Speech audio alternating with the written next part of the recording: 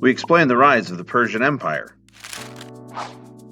As the Assyrian Empire collapsed and the Babylonians rushed to fill the Mesopotamian power vacuum, a group of Indo-European nomads from the region of Persia and western Iran began a push for territory. They began their reign by conquering Elam and establishing a ruling Achaemenid dynasty with the title King of Susa and Anshan.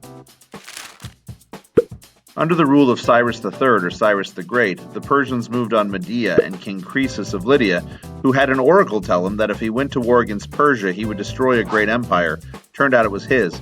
Babylon then fell in 539.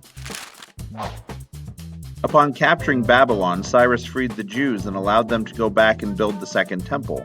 He practiced much restraint and acceptance of the citizens of his new conquered territories, especially in religion. His son Cambyses II continued the push and took Egypt, and then eventually Darius I took over India and moved into the Balkans of Europe. At that point, it was the world's largest empire. Darius commanded from the cultural heart of his empire at Persepolis. Darius strengthened the structure of the Persian Empire by dividing the land into 20 satrapies to be ruled over by loyal satraps, or governors, who would be in charge of the tax collection and the legal and local military affairs. He also built a massive postal system using horses and delivery stations which ran on his expansive new royal road.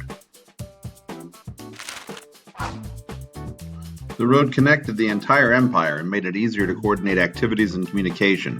The Persian military was able to develop into a massive army led by an elite force called the Immortals, which was composed of 10,000 soldiers.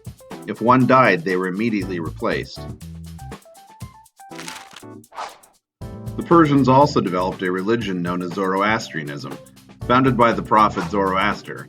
His visions were written into the religious text called the Zend-Avesta. It was a monotheistic religion that looked at the universe in terms of good and evil, and the free will of people to choose either one.